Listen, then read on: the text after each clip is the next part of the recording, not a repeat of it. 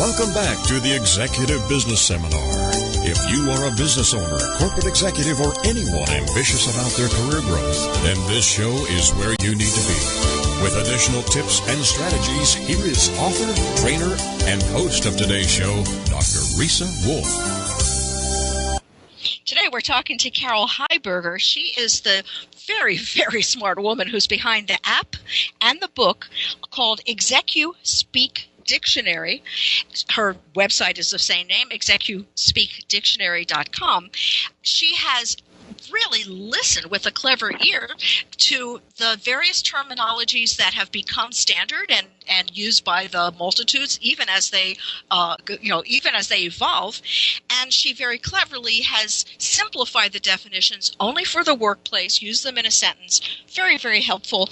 I know that you talked a little bit about, or you gave me the idea about asking a better question. Would you talk about asking better questions? A lot of times in the business world, you get a little overwhelmed, and you know you need to ask a question, and really the question that you really want to ask is, what are you talking about? That's pretty much what people are thinking and won't verbalize. Yes, indeed. Yeah, really. And you know, when you think about that, you're really not alone. But you can't, if you ask that question that way, you're either insulting the speaker, you're not providing the speaker with enough information as to where you're puzzled in order for them to be able to clear things up. And a question like that actually reflects poorly on the person who's asking the question, because you just can't do that. You know, what are you talking about? Yeah, absolutely. And so when you're listening to someone who's really got you baffled, you need to just pick through one or two words that are unclear. And a lot of times when people are completely incomprehensible, it's because they've turned acronyms into words, or they've shortcut a long term, but they forgot to tell you that they did that. This is great. I think people can really relate to this. Go on, please. Okay. So one of the words I have in the book is something called CapEx, which is capital expenditures. Another word I have in there is exec-sum, which is executive summary. I don't really hear people talk that way, but you want to know something? I do. And it, to me, is I don't know who you're talking to. But part of the challenge is the acronyms, and everybody does it because when we think in terms of discourse communities, they're busy talking to each other. And sometimes it's just a secretary or a support staff person and a management person that they've started abbreviating things and they forgot that the rest of the world doesn't know what they're abbreviating. Absolutely. So sometimes it's just a question of interrupting and saying, CapEx, what do you mean by that? I've already told you what they mean, but I could be wrong. Mm-hmm. That's what I think they mean when they say CapEx. They may have another idea. Or when they're using an acronym, one way to get to the question of the acronym is come up with another set of words that acronym can mean. So when they start talking about the RCO, and they don't tell you what an RCO is, there's no reason why you can't just say, excuse me, RCO, did you mean Royal Club Options? Now, you know they didn't mean that. Mm-hmm. But it's a legitimate alternative explanation for what they just said, because they didn't tell you what they meant. So what you're saying is it's fine to interrupt and maybe even say before the question of, let's make sure we're all on the same page here. You mentioned, and then say the term.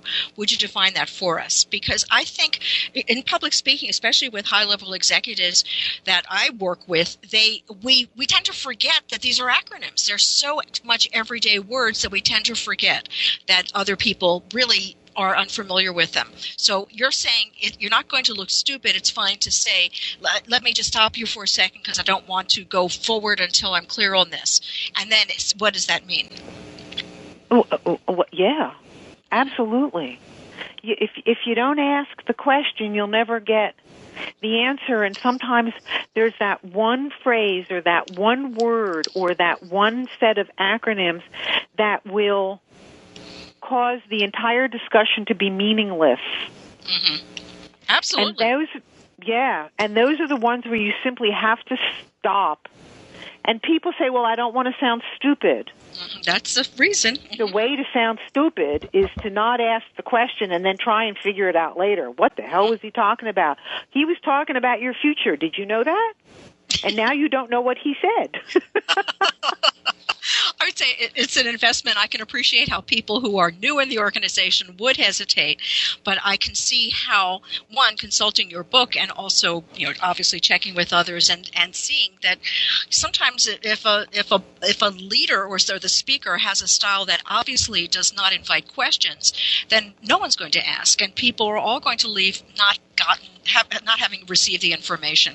So obviously, and sometimes just the simple request for the one acronym will alert the speaker to change their style just a little. And that's what you're really doing. You're trying to ask the question in a way that makes it clear to the speaker, not that you, the listener, are confused, but that the speaker is unclear.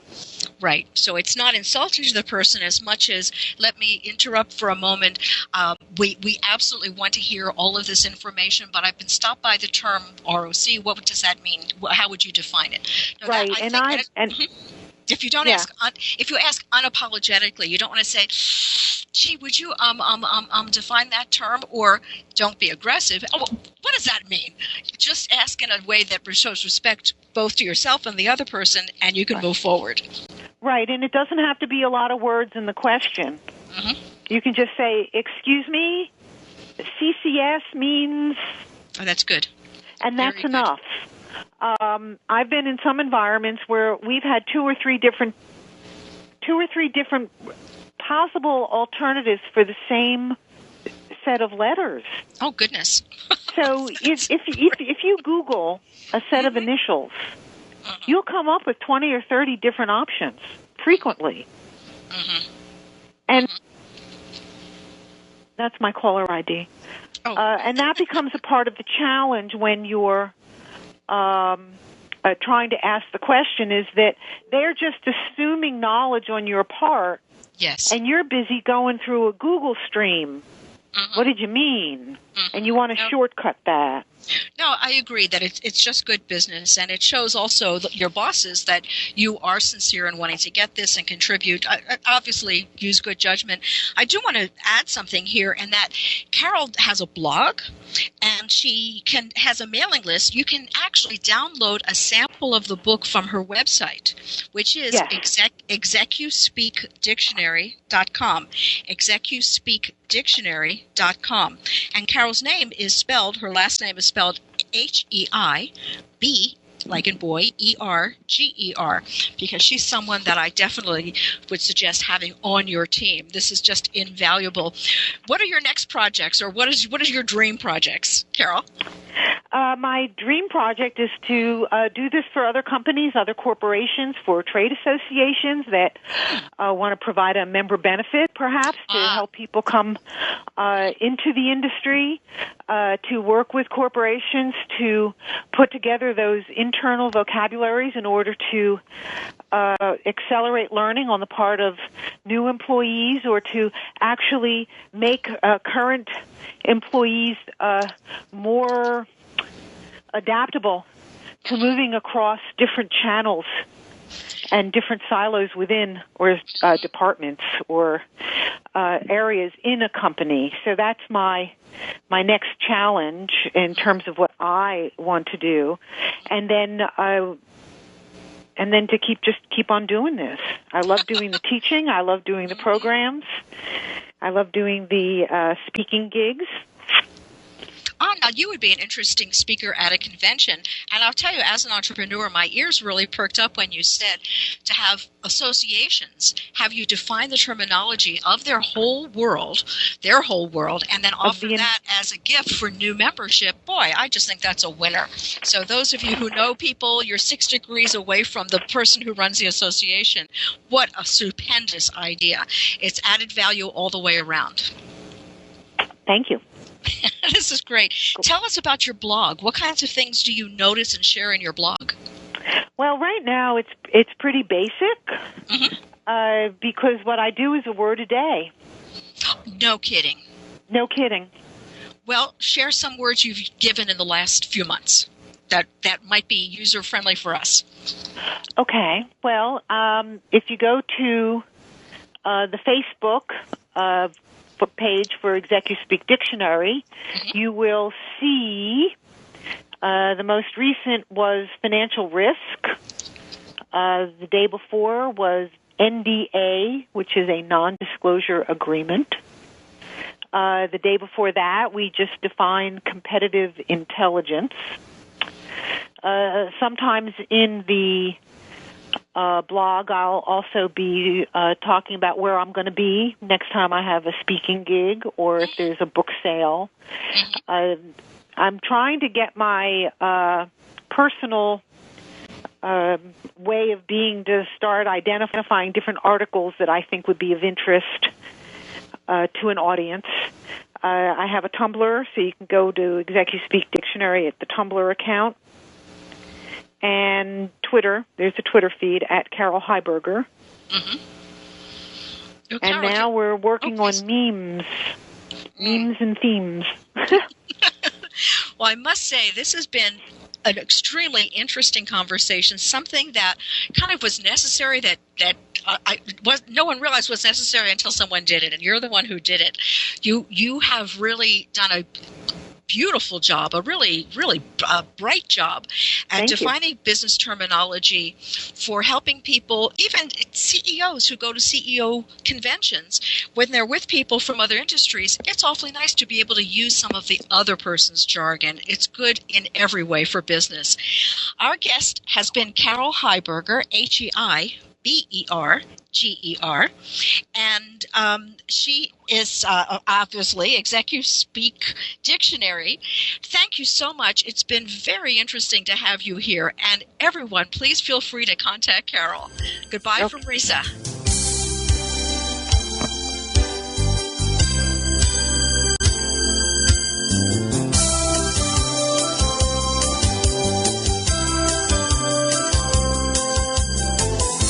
Thanks for joining us on today's Executive Business Seminar. Join us again next week and hear practical tips that will make you more influential in your workplace. The result, you'll enjoy business growth,